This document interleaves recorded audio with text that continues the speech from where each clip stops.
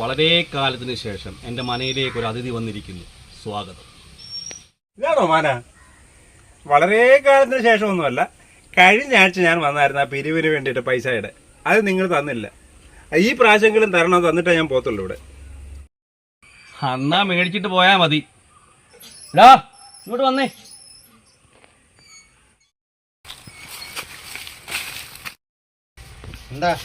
എന്താടാ വരാൻ താമസിച്ചത്? ഇവിടെ പണിയില്ലേ? പുള്ളികൾ ചായ ഇട്ട് കൊടുക്ക്. പാലില്ല. എന്നൊരു കാപ്പിട്ട് കൊടുത്തേ. കയ്യിലേ ഇല്ല. എന്നാ കൂടെ പൊയ്ക്കോളൂ, വെള്ളം കുടിച്ചിട്ട് പുറയുന്നു. ആയിരിക്കുന്ന ആളെ കണ്ടോ? പുള്ളിക്ക് ഹൃദയമില്ല, പിച്ചക്കാരനാ, ഭ്രാന്തൻ. നിങ്ങളുടെ കാശ് കിട്ടാൻ പോകുന്നില്ല. ഇത് എന്താ ചെയ്യുക? പുള്ളി പറയുന്ന പോലെ കേൾക്കുക.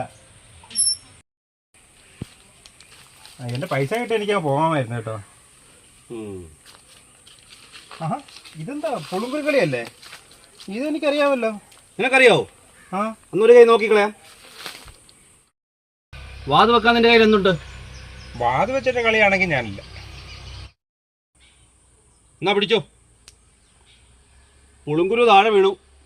ഇനി കളിക്കാതെ പോകാൻ പറ്റൂല. ഞാൻ ജയിച്ചാൽ 1000 നീ എനിക്ക് തരണം. നീ തോറ്റാൽ 1000 ഞാൻ നിനക്ക് തരും. സമ്മതമാണോ? സമ്മതം. കളിക്കൂ. ആ, അതാ ഞാൻ തുടങ്ങുന്നു. കൊണ്ടില്ല കൊണ്ടില്ല, ഇനി എന്റെ ഊഴം.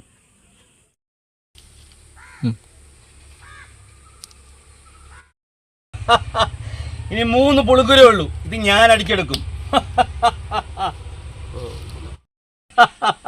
നീ എത്ര പുളുങ്കുരുണ്ട്? എന്റെ കയ്യിൽ ഇത്രയും പുളുങ്കുരുണ്ട്. ഞാൻ ജയിച്ചു. വാത് വെച്ച് 1000 രൂപ. നിനക്ക് ഞാൻ എത്ര രൂപ തരാനുള്ളത്? എനിക്ക് 900 രൂപ തരാനുണ്ട്. എന്നാ ബാക്കി 100 രൂപ. 100 രൂപ എൻ്റെ കയ്യിലില്ല. പിന്നെ തന്നാ മതിയോ? പോരാ, തന്നേ പോകാൻ പറ്റത്തുള്ളൂ. ഡാ കൃഷിക്കാരാ, ഇങ്ങോട്ട് വേടാ. ഇവനെ വിളിച്ചോണ്ട് പോ. ഇങ്ങോട്ട് ഇവനാണ് നിന്റെ കൂടെ പണി ചെയ്യുന്നത് അടുക്കളക്കകത്ത്. പോയി എല്ലാ പണിയും അവനെ പഠിപ്പീര്. കൊണ്ടുപോ.